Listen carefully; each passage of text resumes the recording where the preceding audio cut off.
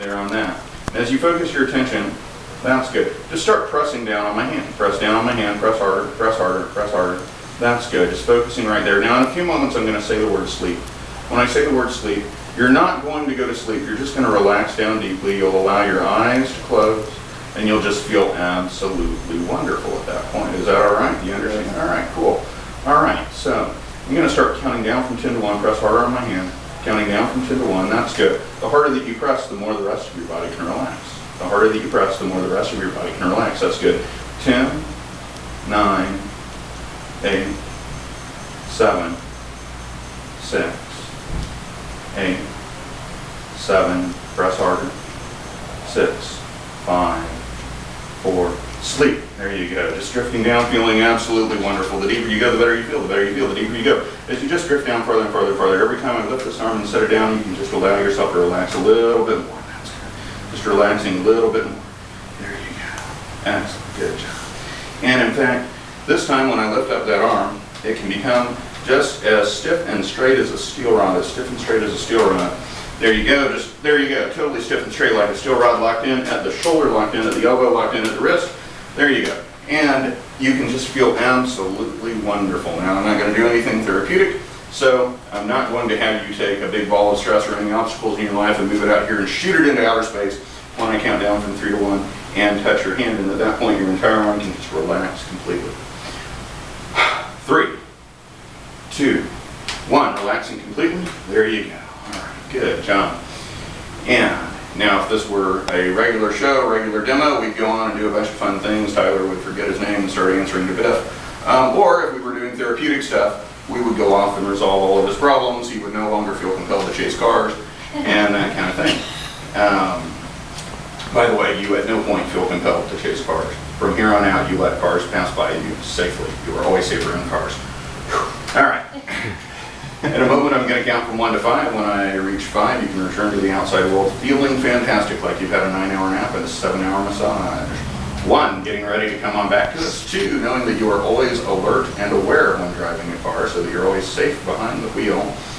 3, becoming aware of your fingers and toes and the tip of your nose and all points in between. 4, almost back, ready to come back, feeling like you've washed your eyes with cool, clear spring water. And 5, open your eyes, wide awake, feeling great. All right, good job. Thank you. So, the quick version, if you don't want to sit there and wait possibly hours, is you just combine it with a rapid induction. Yes? Can we hear his experience? Sure. So it was like incredibly relaxing, and my conscious mind was aware of everything, but it just felt like really easy to go along with all the suggestions. And I mean, I even picked up on like your reverse, like non-therapeutic suggestions. I have no idea what you're talking about. But it felt like really good.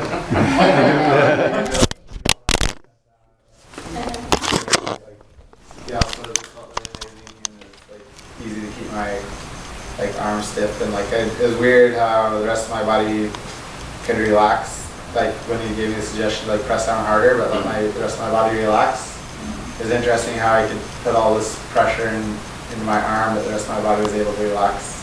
Because normally when I do something tense, the rest of my body tenses up. So, Did you notice the number change? yeah, we went down, you went to like 6, and then you went back up to like 7. Mm-hmm. Yeah. So. Yeah. Would you like me to kind of break down all the elements of that? Sure. You already know about the eye fixation and the going back and forth part. The pressing down on the hand and tension and relaxation. Well, anytime that you've got a lot of tension, eventually you're going to want to relax. So that's going to lead you into it. I consider deep relaxation, by the way, to be a hypnotic phenomenon. And I believe that the way that you induce hypnosis is to get hypnotic phenomenon. I think backwards for most people, but that will be the basis of my book someday. So anyway, so you're pressing down there. And eventually I'm going to pull my hand out. And it's going to be at a moment when he doesn't quite expect it. And that's right in the moment when I'm going to say, sleep. That's the principle of loss of equilibrium. And that's why stage hypnotists pull people's arms. That's the postural sway induction where you get somebody off balance. Because in a moment when you're off balance, you're looking for instruction. And so that's the moment when, if you're doing more of an authoritarian style, you give that command sleep.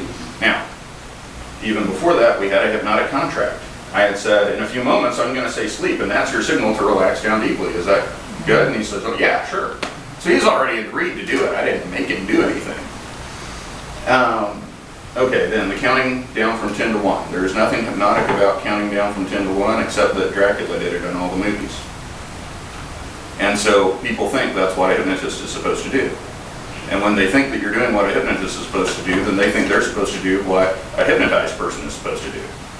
So a lot of people go, wow, they really do count down from 10 to 1. Cool. I got Purity on Sesame Street, right? That's the count. 1, 2, 3. I should do all my hypnosis on Halloween. Yeah. So you noticed that I skipped around with the number set. That's a principle called fractionation.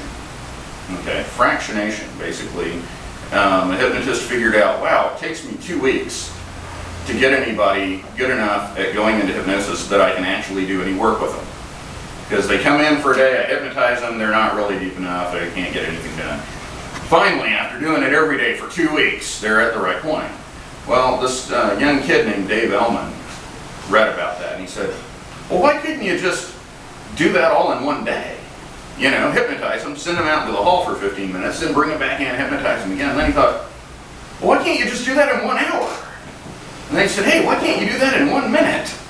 What he figured out is that if you hypnotize somebody and then bring them up a little bit, and that's a metaphor, right? But bring them back out, and then hypnotize them again, they go that much deeper. So when I'm counting down and you're relaxing a little bit more with every number and getting closer and closer, so I've gotten 10, 9, 8, 6, 8, 7, 5, 4, 3, 5, 4, 3. That's a way of fractionating. And the other sneaky trick I pulled, I said I'm going to count down from 10 to 1 when I say sleep, relax deeply. What does that sound like we're going to do? Count from 10 to 1 and say sleep. Did I do that? No. Right around 4, I said sleep! So I managed to get that surprise in there. That's called a pattern interrupt. Because when you're set up to do something in a certain way and then things don't happen that way, you're off balance. Kind of like if you're running up the stairs and you think there's another step and there isn't, that feeling. So that's what the pattern is. All right. Cool. All right, any questions on that? So with the old style methods, it seems like you really have a single person focus. If one were doing sort of a, well, I don't know, a 19th century style hypnosis demonstration, would you be limited to working with a single person at a time, or could you use similar visual techniques with a pocket watch or something, but more work with multiple people? Oh yeah, you can definitely work with multiple people. You can, just take it out, and of course, if ideally y'all were all lined up in front of me, I could just say, all right, everybody, just focus on that shiny pocket watch. Everybody just keep looking at it. And you can do that with the entire room. Okay. And in fact, I can see how that would work. Yeah. Or what I'll do in my hypnosis shows, because I'm the pirate hypnotist, I have everybody raise their right hand and repeat after me. They say the pirate oath. And the whole time I'm doing that, I said, look at the palm of my hand. Keep looking at the palm of my hand the whole time. I state your name. They all say so. Promise to be an entertaining pirate. I promise to have fun. I promise to do everything the captain says. That's known as a hypnotic contract. I just got them all to promise to do what I said. So it's not amazing that they do. So yeah, you can just use that kind of eye fixation. And a lot of shows, they just say, pick out a spot right there on the ceiling. Or if they've got one of those fancy spinning things, stare at the spinning thing. I'm specifically thinking about something that would feel historic. Historic, you can do the pocket watch. Yeah, The spinning thing could be fun. the spinny thing is good for that.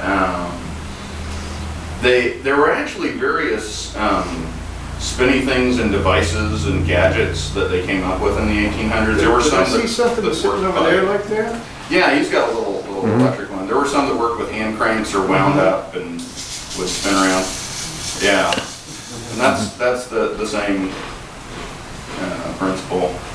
One of the, idea slipped right out of my head there. Sleep!